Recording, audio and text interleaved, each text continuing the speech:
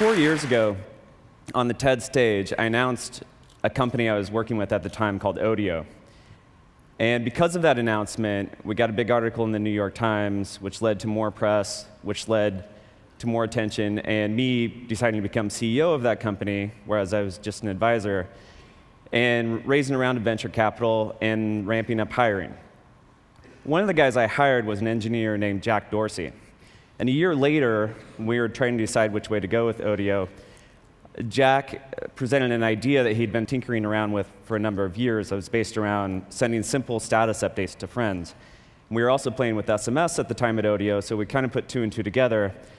And in early 2006, we launched Twitter as a side project at Odeo. Now, it's hard to justify doing a side project at a startup where focus is so critical. But I had actually launched Blogger as a side project in my previous company, thinking it was just a little thing we'd do on the side. And it ended up taking over not only the company, but my life for the next 5 or 6 years. So I learned to kind of follow hunches, even though you can't necessarily justify them or know where they're going to go. And that's kind of what's happened with Twitter time after time. So for those of you unfamiliar, Twitter is based around a very simple, seemingly trivial concept. You say what you're doing in 140 characters or less, and people who are interested in you get those updates. If they're really interested, they get the update as a text message on their cell phone. So for instance, I made Twitter right now that I'm giving a talk at TED, just a normal everyday thing. And in my case, when I hit send, up to 60,000 people will receive that message in a matter of seconds. Now, the fundamental idea is that Twitter lets people share moments of their lives whenever they want, be they momentous occasions or mundane ones. It is by sharing these moments as they're happening that lets people feel more connected and in touch, despite distance and in real time. This is the primary use we saw of Twitter from the beginning, and what got us excited. What we didn't anticipate was the many, many other uses that would evolve from this very simple system. One of the things we realized was how important Twitter could be during real-time events. When the wildfires broke out in San Diego in October 2007, people turned to Twitter to report what was happening and to find information from neighbors about what was happening around them. But it wasn't just individuals. The LA Times actually turned to Twitter to dispense information as well and put a Twitter feed on the front page. And the LA Fire Department and Red Cross used it to dispense news and updates as well. At this event, dozens of people here are Twittering, and thousands of people around the world are following along because they want to know what it feels like to be here and what's happening. Among the other interesting things that have cropped up is many things from businesses, from marketing and communications and predictable things to an insanely popular Korean barbecue taco truck that drives around LA and twitters where it stops, causing a line to form around the block.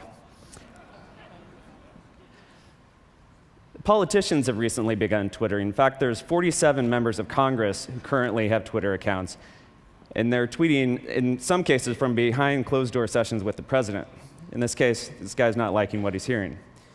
The president himself is our most popular Twitter user, although his tweets have dropped off as of lately, while Senator McCain's have picked up, as of this guy's.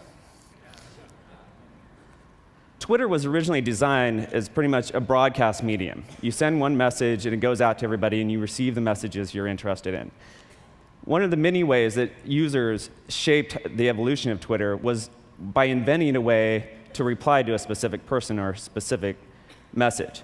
So this syntax, the @username that Shaquille O'Neal is using here to reply to one of his fans, was completely invented by users. And we didn't build it into the system until it already became popular, and then we made it easier. This is one of the many ways that users have shaped the system. The other is via the API. We built an application programming interface, which basically means programmers can write software that interacts with Twitter. We currently know about over 2,000 pieces of software that can send Twitter updates and interfaces for Mac, Windows, your iPhone, your BlackBerry, as well as things like a device that lets an unborn baby Twitter when it kicks, or a plant Twitter when it needs watered. Probably the most important third-party development came from a little company in Virginia called Surmise. Surmise built a Twitter search engine. And they tapped into the fact that if you have millions of people around the world talking about what they're doing and what's happening around them, you have an incredible resource to find out what's happening among any topic or event while it's going on. This really changed how we perceive Twitter. For instance, here's what people were saying about TED. And this is another way that our mind has shifted, and Twitter wasn't originally what we thought it was. So we liked this so much, we actually bought the company and are folding it into the main product. And this is not only lets you view Twitters in different ways, but it introduces new use cases as well. One of my favorite is what happened a few months ago when there was a gas shortage in Atlanta. Some users figured out that they would Twitter when they found gas, where it was, and how much it cost, and then append the keyword ATL gas, which let other people search for that and find gas themselves. And this trend of people using this communication network to help each other out goes far beyond the original idea of just keeping up with family and friends. And has happened more and more lately, whether it's raising money for homeless people or to dig wells in Africa, or for a family in crisis. People have raised tens of thousands of dollars over Twitter in a matter of days on several occasions. It seems like when you give people easier ways to share information, more good things happen. I have no idea what will happen next with Twitter, but I've learned to follow the hunch, but never assume where it will go. Thanks.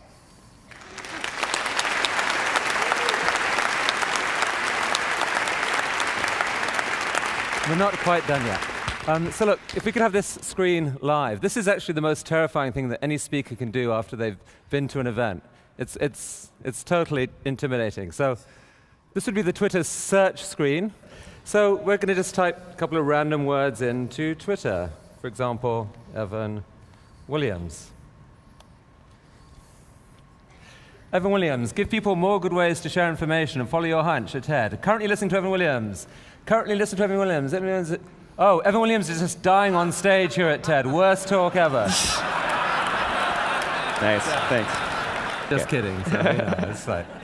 But literally, in the 8 minutes he was talking, there's about 50 tweets already came on the talk, and so he'll see every aspect of it, of the reaction, the fact that Barack Obama is the biggest Twitterer, the fact that it came out of TED. I don't think there's any other way of getting instant feedback that way. So you have built something very fascinating, and it looks like its best times are still ahead of it. So thank you very much, Evan. Thank you. It was really interesting.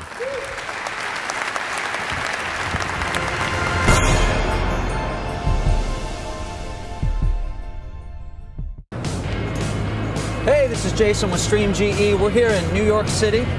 This is a photovoltaic micro solar panel. How many New Yorkers know anything about it? Let's find out. You guys know anything about solar energy? Nothing. Nothing. That's a photovoltaic micro solar panel. What do you think? It's a photovoltaic micro solar panel. Can you say that 5 times fast? I'll give you a candy bar. Do you know anything about photovoltaic solar panels? Photovoltaic. Photovoltaic. Micro solar panel. Micro solar panel.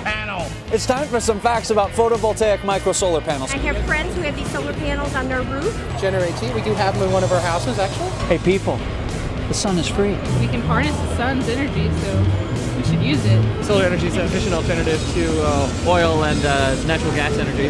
Sun power! You say solar, you say energy, solar, energy, solar, energy. Check it out. If 7% of the land area of Arizona were covered with these photovoltaic modules, it would generate enough energy to power the entire U.S. on a sunny day. I dig it, harvesting the sun, right? Harvesting the sun. Jason with Stream GE on the streets of New York City. Do you know anything about solar energy? We need it. You need it? Not just for sun tanning, is it, buddy? Photovoltaic love. It's good stuff. Doesn't that sound like the kind of future? Keep you healthy. Eco-imagination. Eco-imagination. Eco-imagination. I'm a little bummed out about emissions too, but we got solar energy. I love eco-imagination. Stream D! I hope you enjoyed our show today. If you want to learn more about GE's commitment to solar energy, visit ecomagination.com. I'm your host, Jason. We'll see you next week.